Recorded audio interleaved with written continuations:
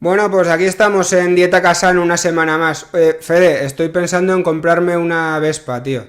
Te- Ah, no bueno. sé, te tengo que pedir consejo, porque sé que tú controlas de scooters y yo miro de segunda mano y tal, y además que no sé montar en moto, pero me está picando la curiosidad El de darle a bicho. sí, de darle Sí, sí. a la Vespa. No sé modelos, no sé nada, ¿no? Veo algunas que me gustan, pero claro, tampoco quiero que me timen.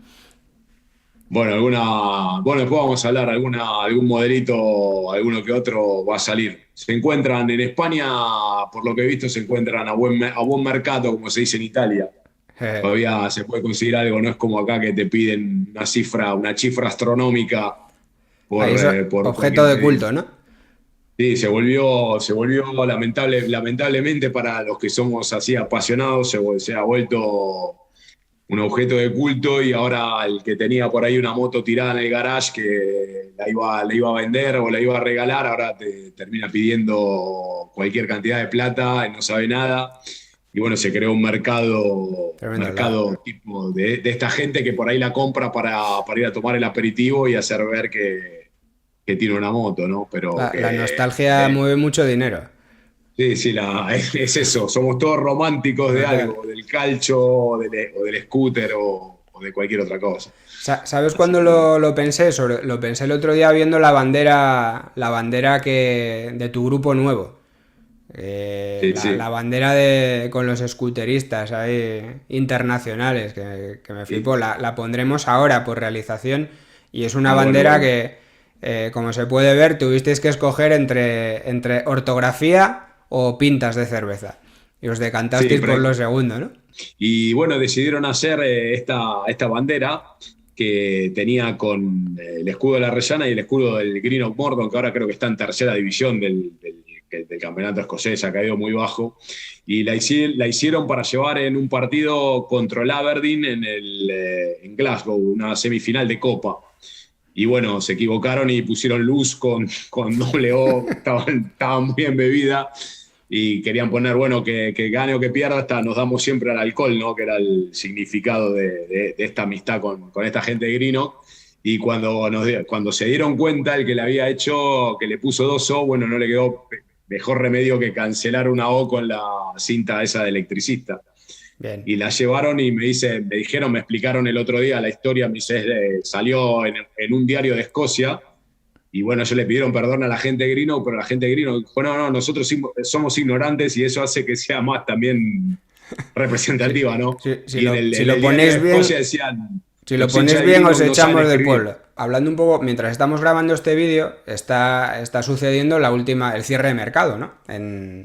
En Europa, el cierre del calciomercato. Y claro, un canal de fútbol italiano tiene que hablar un poquitín del calciomercato porque allí es una religión. O sea, es una cosa. De hecho, fíjate, yo creo que la pasión que hay por el cierre de mercado en otros sitios, bueno, en Inglaterra también son muy apasionados de esto, pero yo creo que bebe mucho de cómo lo hacen los italianos. Y de hecho ahora, o sea, es que hay una proliferación de periodistas italianos expertos únicamente en el mercado del fichajes que es tremenda. Yo creo que la mitad son unos farsantes. O sea, hay mucha gente que yo creo que la mitad de las cosas que pone se las inventa, pero digamos que el italiano es como el top en el tema del calciomercato. Y hay muchos, no sé, ¿de dónde crees que viene esta fiebre aquí tan italiana, ¿no? Por el, No, por el último día, sobre todo sinceramente, el último día, el cierre de mercado, es una sí, es una, locura. es una locura. Inclusive yo he visto, bueno, hay un canal, Sport Italia, que cada tanto transmite desde el hotel donde se hacen los últimos fichajes y ponen siempre el conto la robella, ¿no? El reloj que va, falta una hora y media. Y vos ves la gente, y he visto hasta gente ir a la sesión del calcio mercado, estar afuera. Sí, además hay Gente, una liturgia, ¿no? Siempre en el mismo bueno, hotel, en Milán, hay como sí, un. sí. Es Pero tremendo. había gente que se desplazaba para ver, viste, los fichajes. O sea, que se entra una persona, no sabes, porque aparte, no es Claro. que si uno dice, bueno, voy a la sesión de calcio mercato, va a venir, no sé, Cristiano Ronaldo, que me va a firmar en el hotel que se va. ¿Te Viene imaginas? el ¿Te imaginas? abogado de Cristiano Ronaldo, viene otro a depositar el contrato. Entonces, bueno, se hacía como esto. Yo esto, sinceramente, es algo que no entendía. Bueno, empecé a tener contactos con gente del calcio italiano a fines de los años 90, en los primeros 2000, con el advenimiento de Internet. Y bueno, yo todavía estaba en Argentina y había gente que me escribía y me preguntaban por nombre de jugadores que yo a veces ni tenía. No, porque se comenta que va a venir, ¿me podés dar información de este? Y bueno, y así fueron naciendo los grupos tipo Tutto Mercato Web y todos grupos páginas internet que después se volvieron de culto, ¿no? Donde la gente me preguntaba, bueno, mirá, este va a fichar, ¿me podés decir algo de este jugador o algo? Y bueno, yo le tiraba, no sé, lo conocía al jugador, conocía 2 o 3 cosas, le tiraba, viste, información de la Argentina, y a los 2 días veía y se escribían tipo como un libro con la biografía de este Es una jugador. puta locura. En ese momento A tú los gustos puedes, del puedes helado ser, en ese momento tú ya te conviertes en entorno, o sea, en entorno claro. del futbolista. Es que es una cosa tremenda. Y bueno, y lo que me llama mucho la atención, bueno, imagínate, bueno, no soy muy seguidor, bueno, lo sabes vos y el público que mira el programa de la Serie A y todo, porque soy más de la parte del infracalcio, ¿no? Pero me llama bastante la atención también al interno de los grupos, aquí toda esta fiebre del calcio mercato, sobre todo en Serie C o D, cuando dicen, bueno, va a venir un tercino sinistro que jugó aquí, aquí, acá, porque vos los jugadores de Serie A por lo menos sabés quién son. Pero, ¿cómo hace la gente para saber un tercino sinistro o un trecuartista o un lateral Es que le pega tremendo. bien con las 2 piernas, que jugaba en Térmoli, se fue a jugar a Campo Basso y jugó? Che, no puede ser que haya gente que no tenga nada que hacer de su vida o que seguir. Claro, pero dices, Es- ¿dónde lo viste? ¿Dónde lo retransmiten? ¿Dónde están los datos de ese jugador para saber si es bueno o malo? Pero sí, claro, ya todo cobra la apariencia de ser súper profesional, con muchísimos datos, que en la Serie A y en la Serie B lo entiendo, pero de ahí para abajo, no, de ahí para abajo, es tremendo. aparte es imposible porque imagínate, bueno, se ve también ahora hay herramientas que por él hace 10 años no existían, y por ahí si sos un jugador y hiciste 5 o 6 goles en la promoción y tenés la suerte de que te sigue un camarógrafo, te filma la jugada y te filma 5 goles que has hecho en 40 partidos, que son las únicas por ahí 5 veces que has pateado bien al arco, y parece que fueras el sucesor de, no sé, del Bobo Vieri, ¿no? Y te lo venden y la gente se pone loca. Eso, creo que mucha gente en el infracalcio encuentra también gracias a esto, ¿no? Hay grupos que se dedican a esto, gente que yo sigo también. En Twitter lo usan muy poco en realidad, pero en Facebook el italiano más de esas cosas, y tengo gente que sigo, que busco punta para la Eccellenza, tengo un contrato para un portier en 4ª categoría, todo, y la gente, bueno, ¿cómo lo querés? Que sea alto, 1,90 m. Tremendo. Oye, Fede, ¿tú así de cierre de mercado, tienes algún buen recuerdo? ¿Algún jugador que no esperabas que fuera a fichar por la Rellana, de repente fichó? No sé si tienes algún recuerdo de eso, algún fichaje inesperado, ¿no? Yo me imagino que cuando llegó Futre y tal, pues nadie lo esperaría, ¿no? No, cuando En llegó Rayo, Futre pero acá, no se lo esperaban, no se lo esperaba nadie. Bueno, fue una fiesta tremenda. Aparte lo habían presentado en el Teatro Regio, que es uno de los teatros que está en el circuito italiano no te digo al nivel de la Scala de Milán, pero son esos 5 o 6 teatros en toda Italia donde hacen óperas y presentan obras de teatro. Han sonado también grupos al interno, hacen presentaciones. Sin ir más lejos, hace 2 años presentaron la Ferrari, no me acuerdo si este año o el año anterior, han presentado la presentación de la Ferrari, porque el ingeniero era de Reggio Emilia, la presentaron en el teatro afuera y después hicieron la ceremonia adentro. Entonces era un teatro que era bastante importante, bueno, estaba todo lleno, un delirio, gente que ya se veía jugando en la Copa UEFA, ¿no? Que si bien el equipo no venía bien, imagínate, ¿no? Llega Futre, qué que uno bueno. dice, bueno, llega a Reggio Emilia, ¿cómo es posible, no? Y bueno, y había un ambiente increíble. Creo que ese fue el único fichaje así, porque bueno, después de la Rayana empezó en el periodo malo y bueno, eran todos, como se dice, ¿no? Los famosos bidones, estos que llegan, que parece que son los mejores de todo el mundo y se Claro. terminan. Entonces ya como que teníamos una cierta experiencia. Y Los únicos que yo me acuerdo de los últimos años era el Mago Cesarini, que era un jugador que había jugado en el Pavía, siempre nos hizo goles a nosotros, siempre jugó bien y era como el fantasista que todos querían en la Serie C, y lo trajimos al último momento, jugó bien un par de partidos, pero tenía problemas, que se lesionaba bastante seguido. Y después otro, así no me acuerdo. No, después había otro Catania que decían que, bueno, este de Cataño era una historia bastante particular, porque había jugado en Como y decían que el Como había preferido él a Leo Messi. No sé si recuerdas que decía que Messi, cuando el padre terminó en Barcelona es porque había venido a Italia, y en esa época en el Como estaba, no me acuerdo del presidente del Como, creo, no sé si era Zamparini antes de irse al Venecia o alguno de esos lugares. Siempre viste los presidentes, como Sí, hablamos la otra vez, hoy están en un club, mañana se van al otro. Y bueno, parece que uno le dijo a Messi, este pibe es muy enano, que se vaya a otro lado, y se terminó yendo para Barcelona. Eso es lo que se cuenta la leyenda tremendo. metropolitana. Y terminó jugando en Rayo, que después tras l'altro, como se dice aquí, es el único jugador que en la Serie C que teníamos un presidente americano que de fútbol que entendía verdaderamente poco, y terminó pagando un fichaje de un jugador casi en 300.000 euros para la Serie C, ¿no? Que era una locura, un fichaje Qué que no hay locura. ni siquiera. Ya jugó poquísimos partidos y después el club terminó quebrando y saltando por área, como se dice Oye, aquí. hablando de fichajes y ya engancho con el siguiente tema, imagínate cuando llegó Roberto Baggio a Bolonia, ¿no?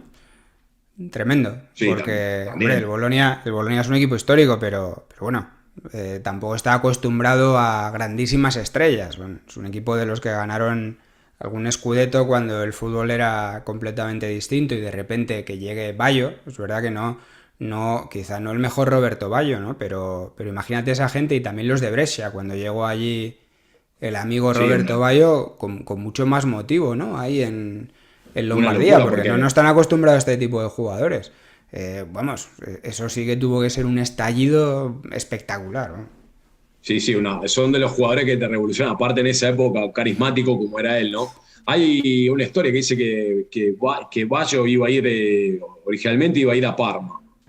La idea era que de ir para Parma, estaba todo arreglado con el Parma, pero bueno, parece que, bueno, no tenía buena relación con muchos directores técnicos, por eso no duraba mucho en los equipos el Codino, y parece que, bueno, que estaba todo hecho en Parma, y dicen que Carleto Ancelotti en esa época, que se había ido de Reggio para Parma, que estaba armando el grande Parma, no lo quería porque decía que le iba a arruinar los poliatoios, ¿no? Como se dice aquí.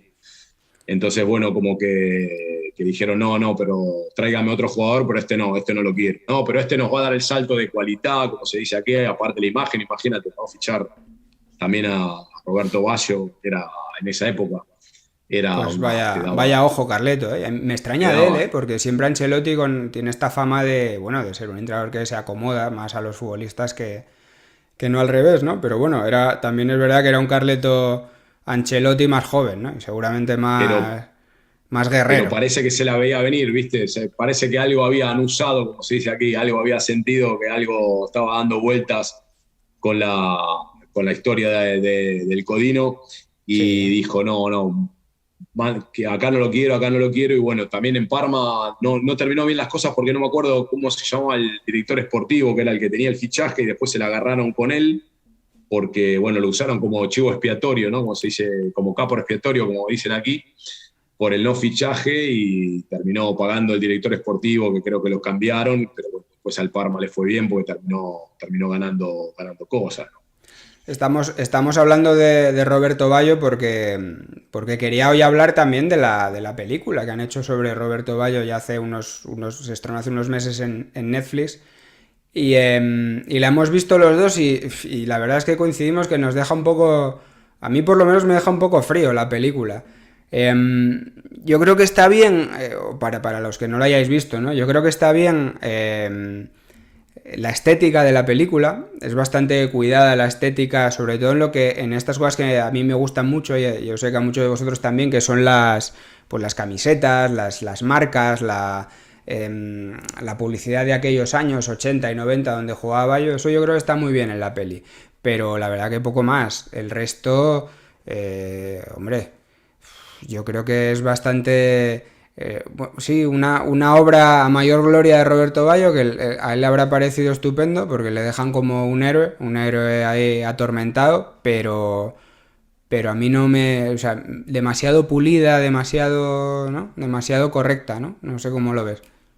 Sí, te digo la verdad, yo cuando empecé a ver la película, ya es una cosa que te marca un poco, ¿no? Porque vos decís, bueno, la película de Roberto Baggio, voy a ver la vida, no sé, me va a contar y en realidad me parece una historia por ahí chata que gira siempre alrededor del mismo evento, que bueno, no sé, lo podemos decir o no, porque Sí, no, eso no es spoiler, yo creo, a estas alturas. no es spoiler, pero bueno, es el momento top de la carrera, el momento top, el momento flop, digamos, pero toda la película se basa en la historia del último penal del Mundial 94, ¿no? Ujú. Donde se crea una historia de él como jugador, ¿no? Que se hace una carrera, bueno, te cuenta la historia de la vida del padre, cómo era el padre para él, y bueno, se ve fuerte también la personalidad, ¿no? De las personas del Véneto, que son muy así, ¿no?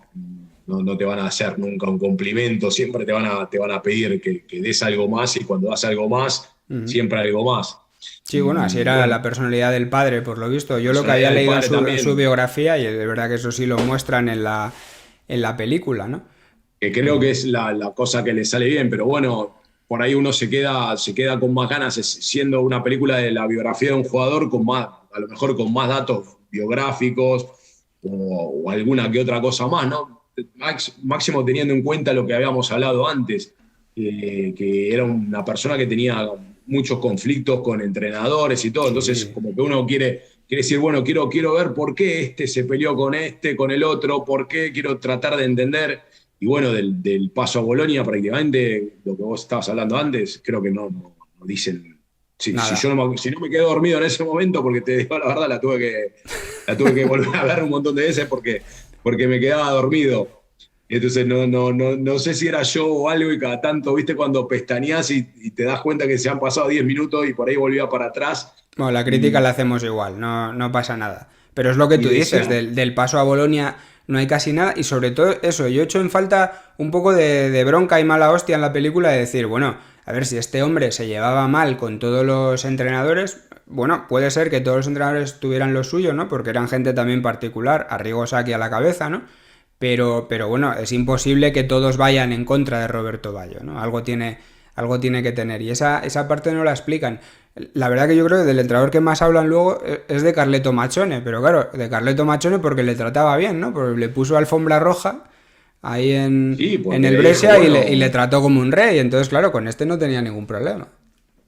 Sí, creo que es lo único que puede cuadrar bien en la película, ¿no? Aparte que, bueno, a mí la cosa que me hizo mucha gracia era ver las distintas tonalidades que le ponían a los personajes, ¿no? Cuando va a Firenze, el que lo recibe de la Fiorentina habla en perfecto acento toscano, el que hace de Carleto Mazzone habla con el acento romano, y Joder. no sé, me Claro, yo daba... eso no me di. No, claro, no.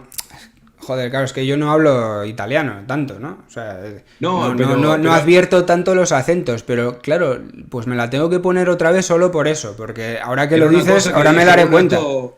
esto es lo mejor, para mí en ese momento dije, bueno, esto es lo mejor que tiene el film hasta el momento, ¿no?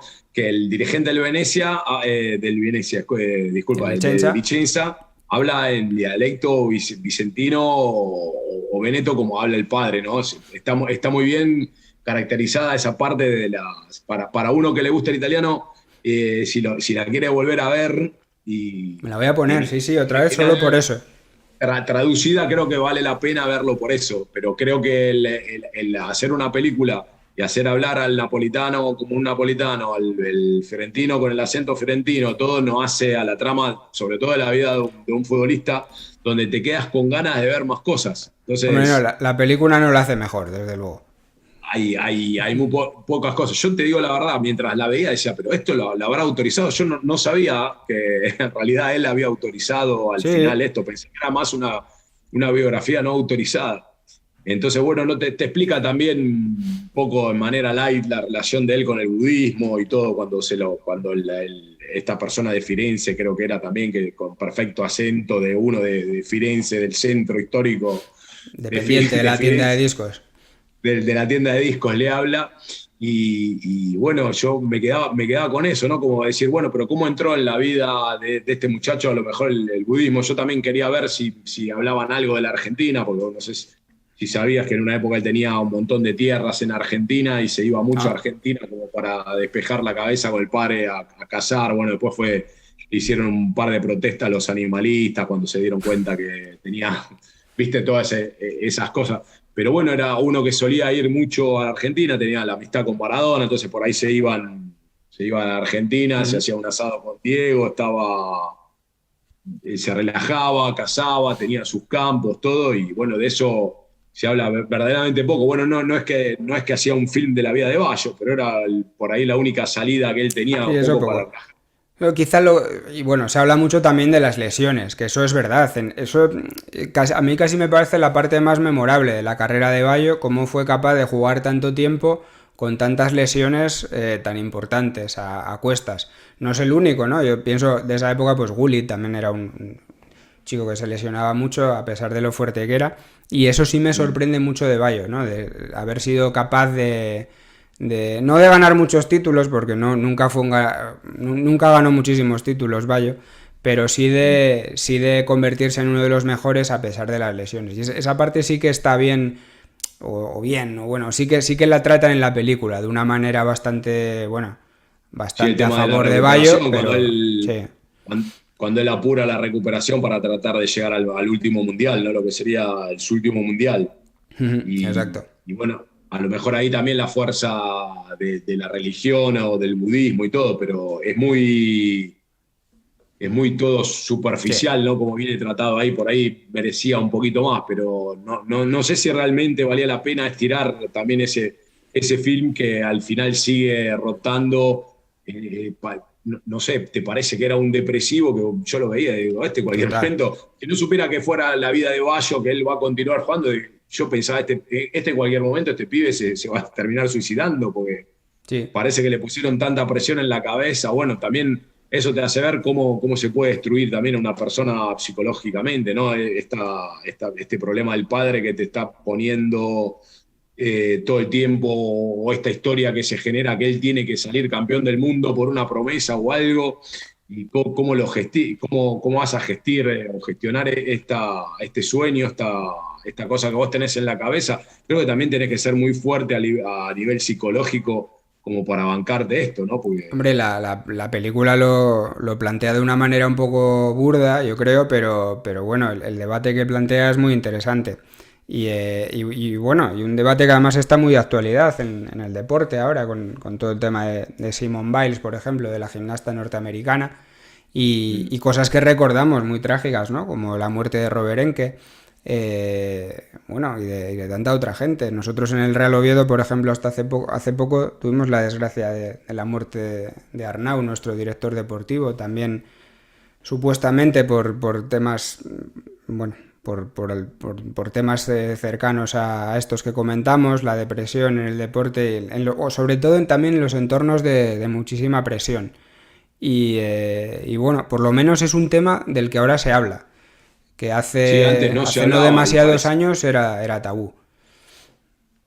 Sí, sí, porque uno no sabe, ¿no? Uno generalmente pone en el deportista o el padre o el entorno que tiene o la amistad o el mismo procuratore, ¿cómo se dice? El representante o Entonces te llenan de expectativas y a lo mejor esa adversidad o el no poder realizar el sueño, pues, que a lo mejor era tuyo, pero que has compartido con un montón de gente y que te has construido una imagen tuya y de repente, no sé, se te escapa un partido de fútbol, un resultado, una estupidez, ¿no? Porque al final es un juego y no es una cuestión de vida o muerte, hay cosas más.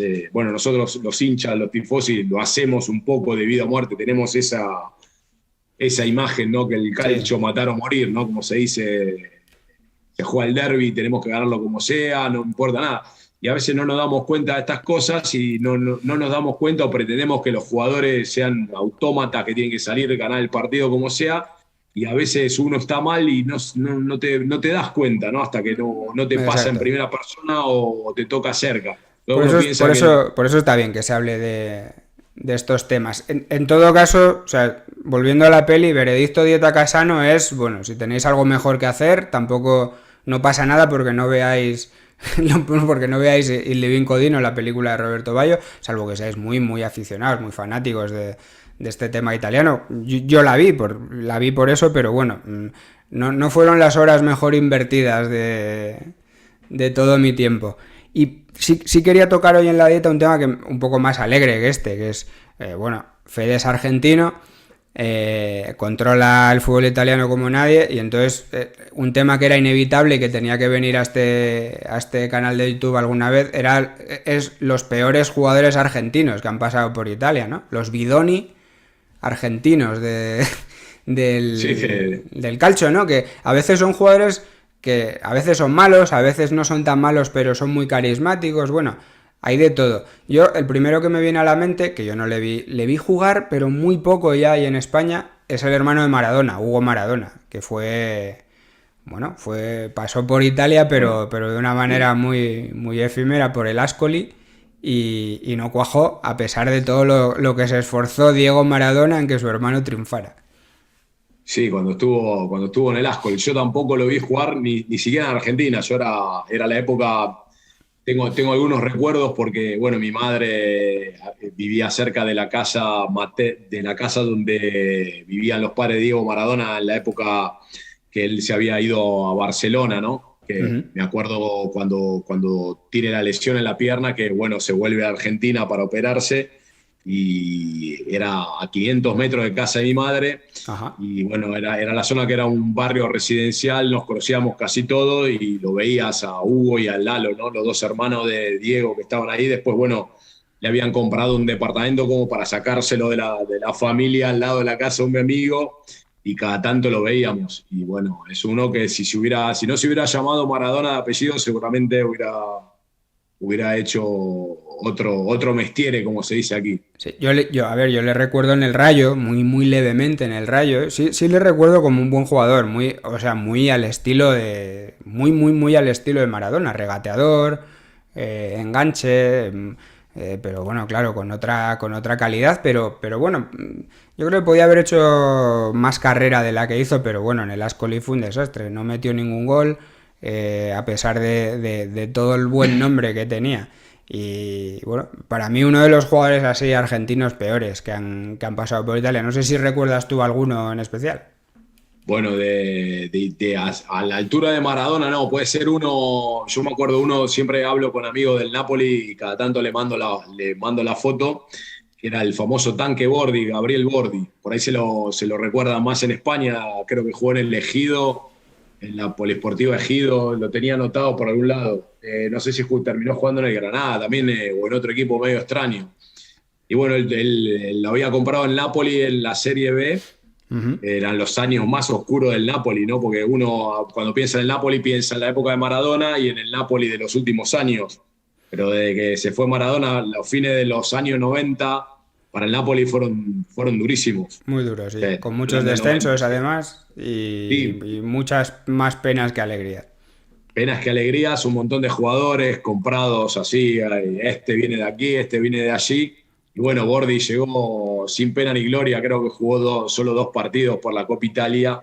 Y bueno, ese es el que todos en Nápoles. Bueno, el último creo que fue Jesús Dátolo también, que lo habían comprado, había llegado hace poco y había salido en una revista tipo, había posado desnudo, no sé qué historia.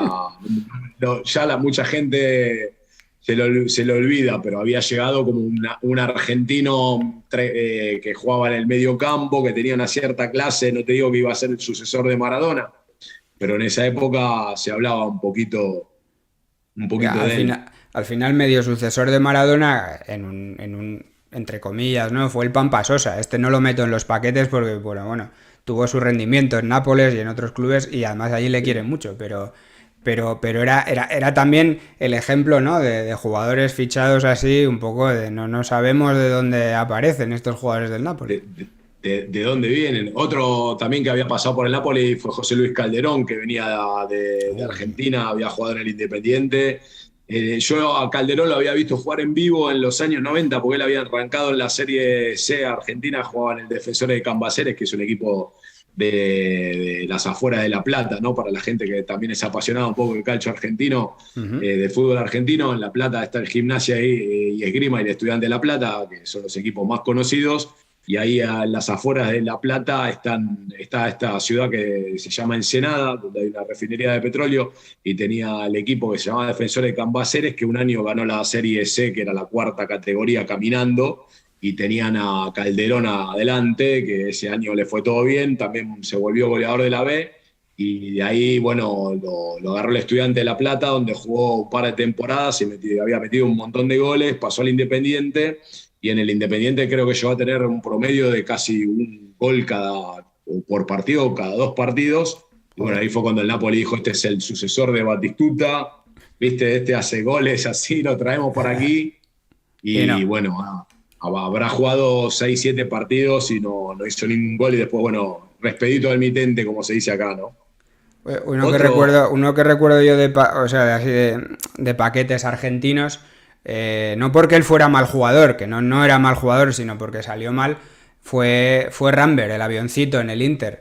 Y, o sea, a mí lo que más gracia me hace el asunto es que presentan a la vez a Javier Zanetti y a Rambert, y fíjate, ¿no? Fíjate por dónde fue la carrera de Javier Zanetti en el Inter y donde fue y la de la del Rambert. avioncito, ¿no?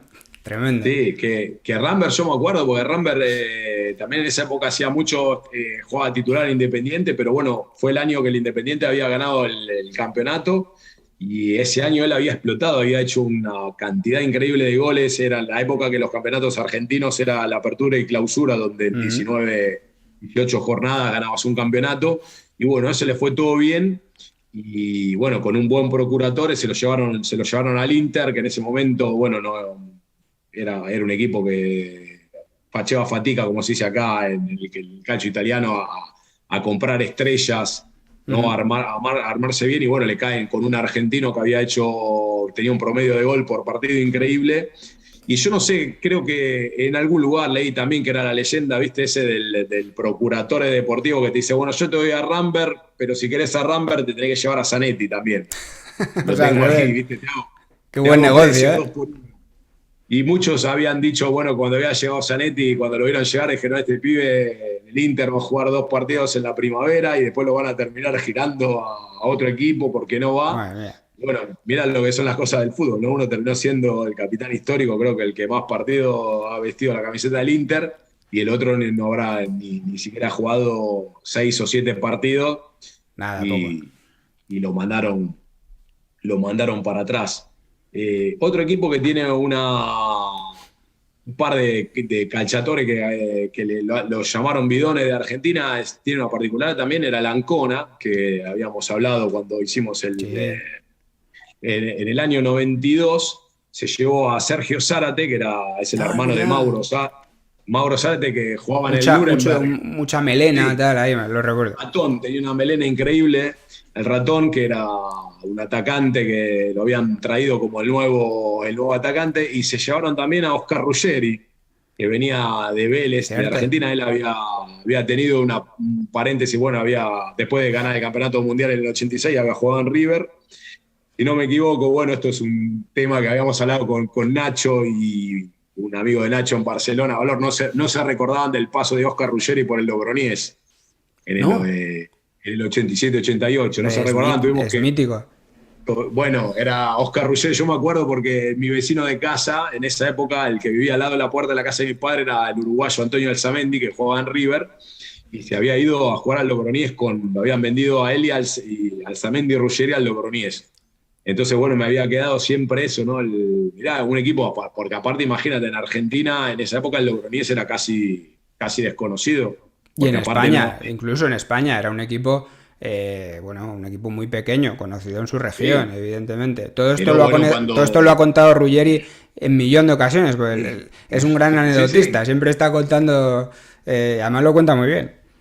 No, porque aparte, imagínate, ¿no? En Argentina, bueno, que si bien casi todos tenemos algún pariente que vino de España, pero bueno, el caso de mi padre, que eran de Vigo, bueno, mucha gente que venía de Cataluña, vascos, Ujú.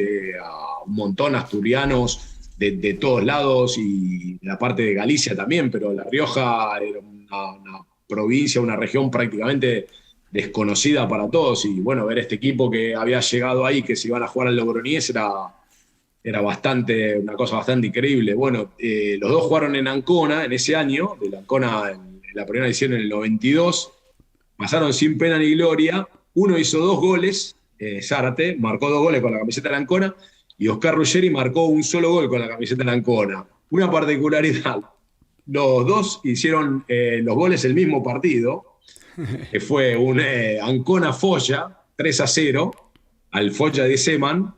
Y bueno, creo que fue la 7ª jornada de ese campeonato, fue la primera victoria de la Ancona en la Serie A. Y bueno, mirá lo que son las cosas del fútbol, ¿no? Que 2 argentinos anotaron los 3 goles de la Ancona en ese partido y después no hicieron más nada. Y creo que era la 7ª jornada, uno habrá jugado 8 o 9 partidos y el otro 7. Así que bueno, estuve viendo unos videos de ese partido, hay videos, se encuentran fácilmente. Y bueno, después hubo algún problema porque ya los habían traído, pero no tenían plata para pagarles. Porque imagínate, no sé cómo habrá hecho la Ancona en ese momento. Además de malos, eran caros. Bueno, Ruggeri no era y, malo, ¿no? Era un gran jugador, sí. ¿no? Pero solo que salió mal. Y al 10º partido se terminaron yendo. Bueno, ese partido también ahí el Zárate hizo una dopieta y creo que pegó un tiro en el palo. Y bueno, puede decir el Folla, pero el Folla ese año terminó en los primeros... fue el año, creo que hizo la mejor campaña en Serie A. Sí, un equipo muy recordado, ¿no? Por el juego ofensivo de Zeman. Sí, aparte, bueno, perder 3-0 con el Ancona, que era un equipo que era, no sé, nadie sabía prácticamente cómo habían llegado a la Serie A. Y bueno, comerse 3 goles, pero bueno, fue siempre una constante de los equipos de Zeman, ¿no? Oye, uno que fue un fracaso también importante fue Sneijder en la Juve. Yo le recuerdo además yo creo que llegó a la vez que... Bueno, esto que me corrijan, pero yo creo que llegó también cuando llegó Henry, muy jovencito también, y Sneijder también muy jovencito. A mí me parecía un jugadorazo. Sneijder, sobre todo en el Zaragoza, fue una barbaridad lo que jugó ese hombre, y en la Juve, bueno, con muchísima más pena que gloria, ¿no? En plan bulto sospechoso. Vamos, algo llamativo para un tío de su calidad. Un jugador, yo creo, también bastante olvidado ahora con el paso del tiempo, pero era un gran delantero, ¿eh? Sí, pero creo que cuando llegó a la Juve era muy joven, porque yo me acuerdo en Argentina prácticamente había jugado poquísimo. Él venía del Mar del Plata, estaba jugando en los regionales, creo que terminó en una selección juvenil, si no me equivoco, donde hizo un par de goles, y ahí terminó jugando a la Juventus, pero no me acuerdo el equipo ahora de Mar del Plata, donde había jugado en Argentina. No me acuerdo si era el mismo equipo del Mono Burgos, donde arrancó históricamente el Mono Burgos. Aquí viene que... Claro, pero esto sería anterior, ¿no? Pone que el primer club suyo en Argentina fue Ferro. Sí, había ido a Ferro, justo. Madrid B, Zaragoza... Bueno, ya quiero decir, cuando llega a la Juve, él ya tenía una carrera muy dilatada, ¿no? Ya había jugado en el Atlético de Madrid, en el Español, bueno, era un futbolista contrastado. Yo por eso me sorprendió a ver, sabemos que el fútbol italiano no es sencillo, ¿no? Pero bueno, que de repente un campeón, porque además y con el Zaragoza había ganado títulos y tal, ¿no? Y de repente ese nivel... Tremendo, ¿no? De todos estos que estamos citando, pues a lo mejor de los de más calidad, ¿no? Porque bueno, luego paquetes argentinos ha habido muchos pero bueno, futbolistas quizá menores, ¿no? Yo recuerdo, pues, no sé, a lo mejor a Coloccini en el Milan, que directamente apenas jugó, ¿no? Fue un desastre, uno de los que allí llaman paquetes, y otros jugadores más pequeños, ¿no? Pero futbolistas de categoría como Sneijder, pues a mí me choca. Sí, aparte, te digo, llegar a la Juve en esa época, ahora, por ejemplo, cualquier jugador con un par de partidos y un buen procurador, por ahí puede llegar enseguida a la Juve, después, bueno, te girarán a otro equipo, estas sesiones de mercado que hay ahora, yo compro a uno que ni siquiera pasa por mi club, pero lo giro a otro. En esa época era mucho más difícil llegar así, pero bueno, igual llama la atención, por ahí se habían depositado muchas expectativas en él, y bueno, sabes que también la Juventus es un equipo que no te perdona, no te regala nada, ¿no? Y sobre todo en el rol suyo, ¿no? Porque que compras a uno que tiene que hacer goles, si lo compras tiene que hacer mínimo 15, 20 goles. Claro. Por ahí no le gira bien esa temporada. Lo que le pasó también a Lucas Prato, ¿no? Que bueno, en Argentina... Sí. pues era un jugador muy apreciado, luego fue a Italia al Genoa y nada, ¿no? Y no Hombre, es pasó nada. difícil hacer goles en el Genoa, ¿no? Un equipo un poco también complicado. Sí, Pero bueno, otro paquete más a la lista de argentinos. Que normalmente, o sea, hay que decir que los paquetes son muchos menos que los argentinos que han triunfado en Italia. Primero porque normalmente, pues entre brasileños y argentinos, yo creo que son los jugadores que más, los extranjeros que más se fichan en Italia, tanto en Serie A como en Serie B. Pues siempre son jugadores apetecibles en todas las ligas del mundo, pero también en la italiana. Y la mayoría triunfan, sobre todo la mayoría disputan muchos partidos. O sea, yo siempre digo, a mí en mi equipo dame yugoslavos y argentinos, que siempre sí, porque vamos a salir a competir. con el Bueno, todo luego hay casos que salen mal, como estos. No, sí, lo que pasa que muchas veces yo siempre hablando con amigos así, todo cuando me hablan de los jugadores argentinos y brasileros, es muy distinta también la filosofía del calcio italiano y del jugador argentino, ¿no? Porque a veces el calcio italiano, bueno, es más estructurado, rígido el entrenamiento y todo lo que está atrás de lo que no ves, digamos, lo que se dice, lo que vos no ves en la semana, ¿no? El trabajo de la semana. El jugador argentino, bien de sudamericano, viste, es uno que le gusta entrenarse, pero después a la noche por ahí se va a comer un asado, Claro. toma un fernet, vive un poco la vida, un poco, se da un poco a otras cosas, que por ahí eso en Italia tienes que ser muy profesional y no te lo perdonan la primera, o sea, mientras hagas goles, bueno, acá se comentaba siempre en Reyo, hemos tenido a Padovano, Michele Padovano, y todo el mundo se lo acuerdan porque estaba en todas las discotecas de Reyo del lunes hasta el viernes. Pero el viernes, Pero, bueno, se guardaba, el sábado jugaba y el domingo te hacía 2 o 3 goles y nadie le decía nada porque era el grande Michele Padovano. Pero bueno, imagínate el contraste para un tipo como el Burrito Ortega, ¿no? De repente en Génova sí. llueve, pegan duro, tal, ¿no? Bueno, es como todo lo contrario a la manera que tenía de hacer las cosas un tipo como el Burrito, ¿no? Es ese tipo de Sí. contraste que comentas. O que te adaptas enseguida, o a lo mejor yo, bueno, esto también lo leí, otro bidón, entre paréntesis, era Claudio Borghi, por ahí los más viejos Ujú. se lo acuerdan, en los años 80 él había jugado en el Argentino Junior, que había ganado la Copa Libertadores, tuvo esa gran final con la Juve en Tokio, que perdieron todo, bueno, después lo compra el Milan, pero el Milan tenía a Gullit y Van Basten, no lo podía hacer jugar y lo giró al Como y en el Como creo que jugó 5 o 6 partidos y Y se chao. peleó con el entrenador. Se peleó con el entrenador y él justamente dijo, no, pero en Italia no entiende nada, porque dice, yo siempre he jugado con entrenadores que me decían, bueno, Borghi, usted juegue ahí, le llega la pelota y usted invente. Y en cómo me decían lo que no podía hacer. Y entonces dice, bueno, eso también es diverso. Me dice, los entrenadores italianos eran el anticalcho, ¿no? Me decían todo lo que yo no podía hacer. Y yo me hinché, dice, porque yo me quería divertir. Era uno que Claro. le dabas la pelota, ¿viste? Sobre todo un tipo que te inventa la jugada o algo y que vos le tengas que decir, no, mire usted, o también al Burrito Ortega, ¿no? Usted tiene que dejar de hacer esto, tiene que ir a correr al defensor o Ah, algo, cosas que en Argentina, lo ¿a quién matas. le vas a decir? Lo Corre matas, lo otro, matas. que se tiene que seguir a los pies otro. Y creo que eso le jugó en contra y bueno, después lo mandaron para Argentina. Claudio Borghi pasó sin pena ni gloria por el calcio italiano y pintaba como una verdadera promesa, sobre todo porque venía de la escuela de Argentino Junior, ¿no? En esa época.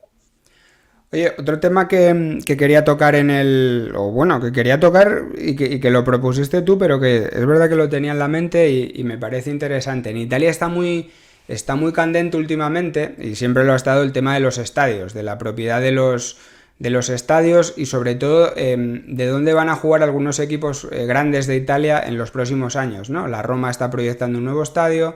La Juventus ha hecho el suyo nuevo, otros los han remodelado como el Udinese o hay proyectos de hacer estadios nuevos, ¿no? Y uno de estos equipos que está inmersos en esta dinámica es la Lazio.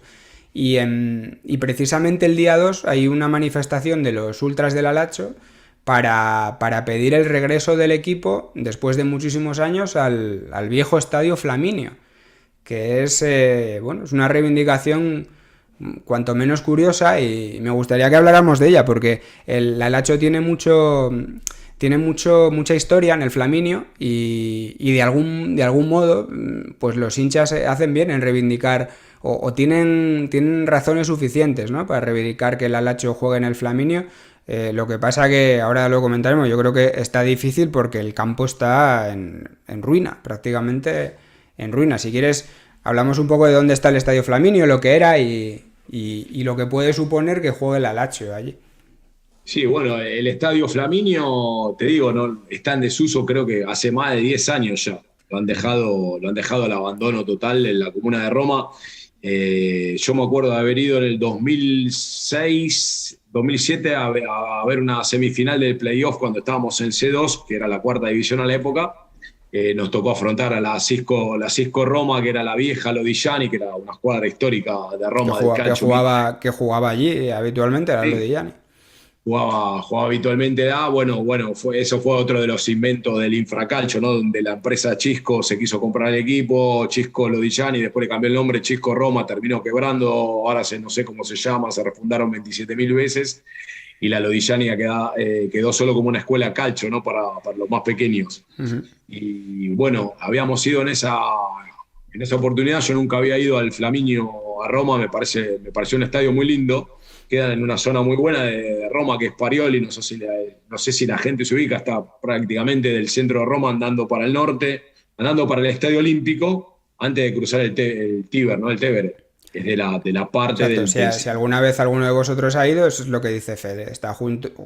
Si tiras un poco más hacia arriba, llegas a Ponte Milvio, que es donde se reúnen también los aficionados de la Lazio a menudo antes de ir a ver los partidos, y el Estadio Olímpico y todo lo que es el Foro Olímpico está justo al otro lado del río Tíber, o sea que para la Lazio no sería un cambio grandísimo de zona, y además, pues bueno, ya han jugado allí en pues una campaña completa a finales de los años 80, y también muchos partidos de Copa y europeos han jugado ahí por una razón o por otra. En ese momento, sí, aparte creo que para la Lazio, bueno, que digamos la verdad, no tiene un público que llenan siempre el Olímpico. Yo me acuerdo de haber ido una vez cuando ya vivía en Argentina y venía cada tanto de vacaciones a Roma.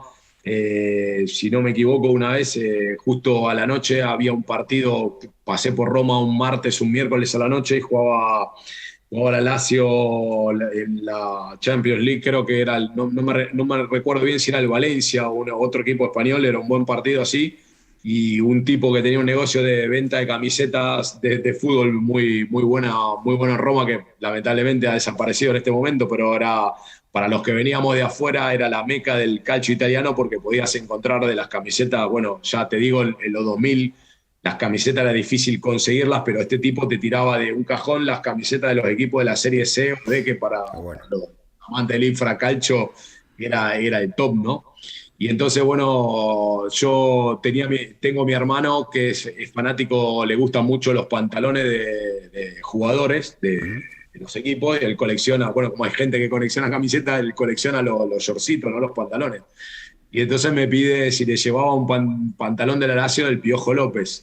Bueno, yo cuando estaba en Roma, imagínate, ¿no? Uno que fue siempre al estadio tiene que saber, porque si entras en una tienda de un romanista a pedirle un pantalón de la Lazio, por ahí no la pasas bien. Entonces, bueno, cuando le pregunté y el tipo me dice, ¿para quién es? Le digo, no, para mi hermano, el Piojo López, fanático. Ah, bueno, yo soy hincha de la Lazio, pero me lo decía un poco así, ¿no? Me dice, si quieres te llevo a ver el partido. Y yo decía, no se van a conseguir entradas. Yo pensando que... Dice, no, tranquilo, es muy difícil, que nosotros... Somos una gran afición y todo, pero no lo llenamos nunca el Olímpico, creo que me dijo esa vez, ¿no? Y creo que, bueno, para la Lazio, si pudiera volver a jugar al Flaminio, un estadio que tiene 40.000, 30.000 y 40.000, creo, la última vez, con todos los problemas de la seguridad y todo, creo que sería una buena opción. No, es un estadio precioso. Bueno, los aficionados al rugby lo conocerán, porque ahí jugaba la selección italiana de rugby durante muchísimos años, y se han jugado partidos del Seis Naciones allí, por ejemplo. Es un campo arquitectónicamente muy bonito, con unas curvas que hacen onda, precioso, y que además es lo que comentas tú del Olímpico. El Olímpico es un campo donde el fútbol se ve regular porque estás lejos y sin embargo el Flaminio desde que se creó es un campo pensado especialmente para estar cerca de la grada. Bueno, el campo tiene otras cosas, tiene gimnasios, tiene otras facilidades, pero sobre todo es un campo en el que la afición está muy cerca del césped y yo creo que por eso por ahí la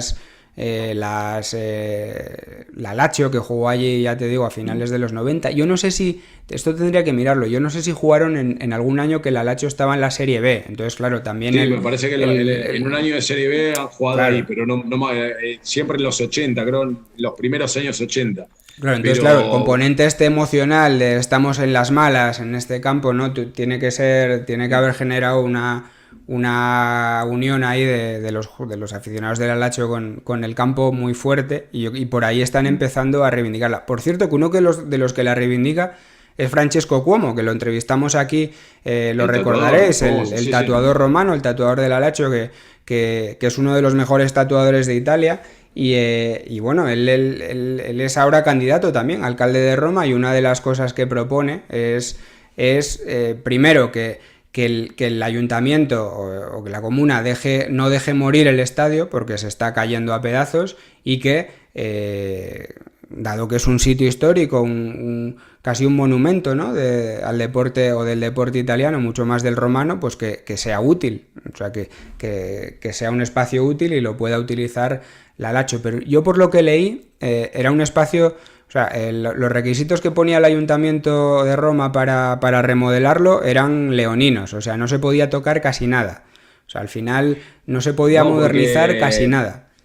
Sí, porque está declarado, bueno, es lo que ha pasado algo también con el Artemio Franchi de Firenze, ¿no? Exacto. Está declarado tipo de interés cultural porque tiene unas esculturas afuera y todo.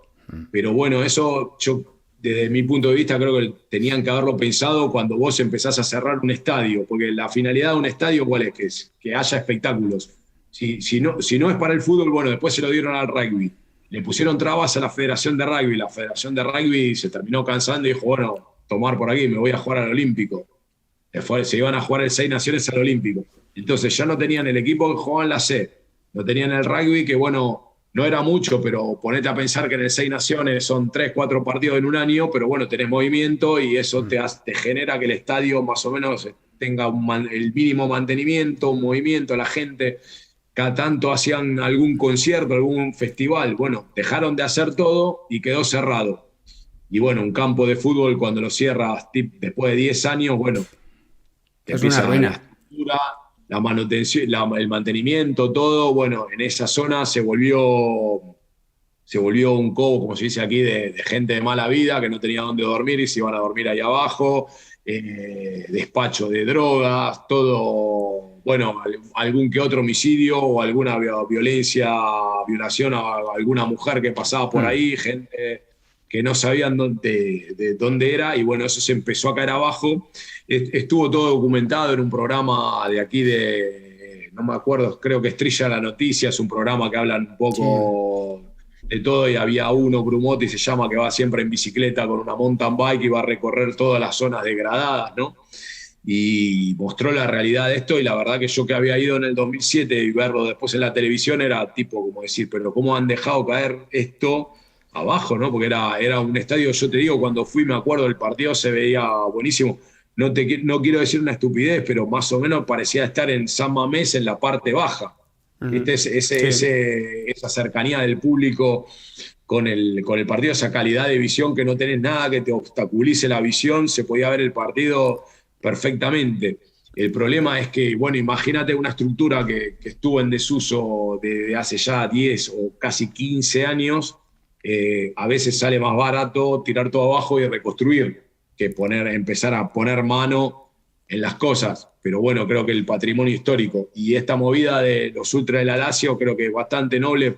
Realmente cuando se habla de los ultras y más de los ultras de la Lazio, se hablan de las cosas malas, ¿no? Sí. Y se escriben tratados de cosas, y creo que esto, más allá de la idea política que uno pueda pensar, pero creo que es una de las pocas veces que piensan en el bien común de la ciudad, más allá de la cuestión política, ¿no? Sí, sobre todo desde fuera, y desde España lo veo mucho. Al final, bueno, parece que hay poco interés en saber quiénes son los ultras del Alacho y quiénes son el resto de ultras también del país, porque los del Alacho no son los únicos que tienen unas determinadas ideas políticas de derecha, hay muchísimos, no solo en Italia, es que si nos ponemos a contar, a lo mejor tenemos que dejar de ver fútbol, ¿no? Con todos los equipos que nos resultarían antipáticos por eso. Y bueno, esta acción me parece muy interesante porque además ellos lo que proponen... hay una parte que a mí me resulta bastante interesante y es a raíz de lo que comentas tú. Ellos proponen que también seguramente rehabilitar el espacio del estadio y rehabilitar el estadio sirva para rehabilitar la zona. O sea, sirva de arrastre para que esa zona que ahora mismo está degradada deje de estarlo. Y bueno, yo creo que merece por lo menos que lo estudien. Supongo que esto en Italia se dilatará la misma vida y a lo mejor quizá los ultras del Alacho puede tardar mucho tiempo. No, porque el problema también, lo que a veces, yo cuando veo muchos proyectos, hay páginas en internet que cada tanto te tiran cómo va a ser el nuevo estadio de Campobasso, el nuevo estadio de aquí, de allá, de toda la Italia, que te dicen, viste, reestructuraciones que parecen cosas eclatadas, o que uno dice, bueno, esto finalmente es un estadio como en Estados Unidos, donde se puede ver. Y bueno, conociendo la política italiana, los tiempos y todo, me parece que es de darle de comer un poco a la gente como para entretenerla, ¿no? Como para que digan... Yo creo que los estadios en Italia los estadios, o los que han ido adelante, tiene que ver más con la fuerza de una iniciativa privada, más que con... que fue lo que nos pasó, lo que nos pasó a nosotros, que bueno, después terminamos perdiendo el estadio, bueno, la Juve no le va a pasar, pero bueno, sé que en Udine también tienen un problema, el propietario del estadio se ha peleado con la comuna de Udine, amenazó que si le seguían poniendo trabas iba a llevar a jugar al equipo a Pordenone, así que bueno, él dijo, bueno, me voy a jugar a otro lugar, me voy de aquí, me voy para allá. Entonces, bueno, a veces la comuna tiende, yo también entiendo a la gente y a la comuna que a veces dice, bueno, yo no me puedo ocupar del gasto de un equipo de fútbol. Pero bueno, si vos no te podés ocupar del gasto de un equipo de fútbol, al menos deja que la propiedad del equipo de fútbol se construya el estadio tranquilamente. Exacto. No, pero el problema es que si la propiedad se construye un estadio nuevo, el estadio comunal, ¿quién se va a hacer cargo? Entonces siempre, viste, un tira de mola, como se dice acá, una tratativa que ojalá que para la Lazio termine, vaya a buen puerto, ¿no? Como a buen fine, como dicen acá, porque es un proyecto bastante inteligente, sobre todo en el centro de Roma, como decíamos, en una zona bastante linda, y tener un campo ahí tirado que lleva delincuencia u otros problemas sociales, creo que no le hace bien a la ciudad. Hay que ver todo cómo se maneja, porque también uno me dice, bueno, pero que se lo vamos a dar a Lotito, que es un delincuente, ¿no? Porque también está eso. ¿A quién se lo vas a dar el estadio de la Lazio? Entonces tendría que ser un interés entre la comuna y el equipo de fútbol como para dar vida a un proyecto serio. Y creo que esta es la parte buena de los ultras de la Lazio, que el 2, desde las 5:30 hasta las 8, han llamado a todos los hinchas a presentarse en una manifestación pacífica, sin ideas políticas, aunque sabemos que más o menos de qué parte viene la idea política, pero bueno, quieren que se respete todo, las normas de seguridad para el COVID, los protocolos, la distancia entre las personas y todo, porque ellos quieren que el estadio se llama prácticamente el estadio de la Lazio, senza se y senza mano, sin dudarlo y listo. Bueno, lo hacemos, se lo damos a la Lazio y que se encargue la Lazio y que trate de hacer el estadio para el bien de la sociedad y para el bien también de la Lazio, ¿no? Que pueda tener un estadio propio. Me parece un proyecto bastante que de no tener trabas a nivel político puede llegar a ser una buena solución para un problema de la ciudad.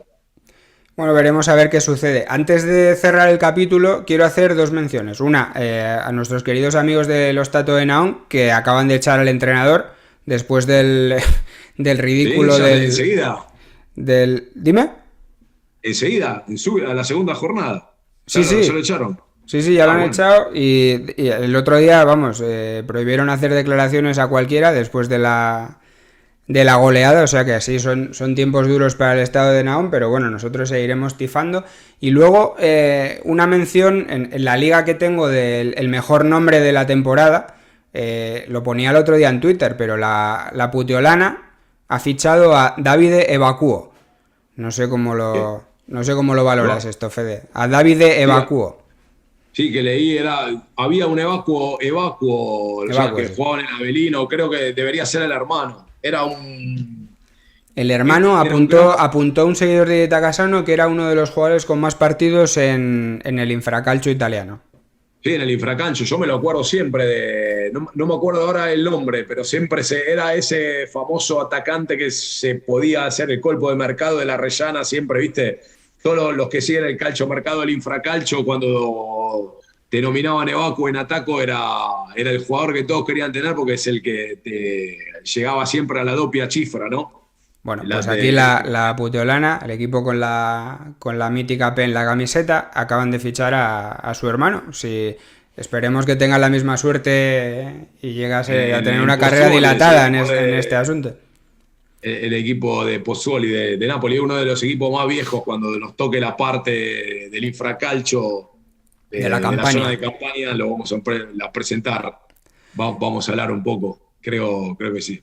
Perfecto, Fede. Bueno, pues este rato que no hemos tocado casi calciomercato, bueno, o sea, habrán sucedido infinidad de fichajes. No sé si habrá sucedido lo de Mbappé al Real Madrid, porque eso parece la historia de nunca acabar, y la verdad que me interesa cero, o sea, porque yo creo que la mitad de lo que estamos recibiendo de esta información son fabulaciones, y no sé dónde está la información. Y quiere venir a Rezo, lo agarramos nosotros, no hay problema. Ya, yo lo pensé para el Oviedo, pero bueno, ya empieza la temporada, no sé si tendría sitio Mbappé, porque ahora hay que rehacer el equipo. Claro, no tiene rodaje, no sé cómo estaría. Hay que buscar una casa en el centro y hay que ver no es fácil. Si hay algún departamento en alquiler. No es fácil. Y bueno, nada, hasta aquí Dieta Casano, ya sabéis, os suscribís y nada, la semana que viene volveremos con nuevas historias del infracacho aquí en conexión con Reggio Emilia, con el Bohemio, y hasta entonces pues solo me queda despedirme con un forza, saluti, bacioni, arrivederci, un forte in bocca al lupo y a presto, Pino.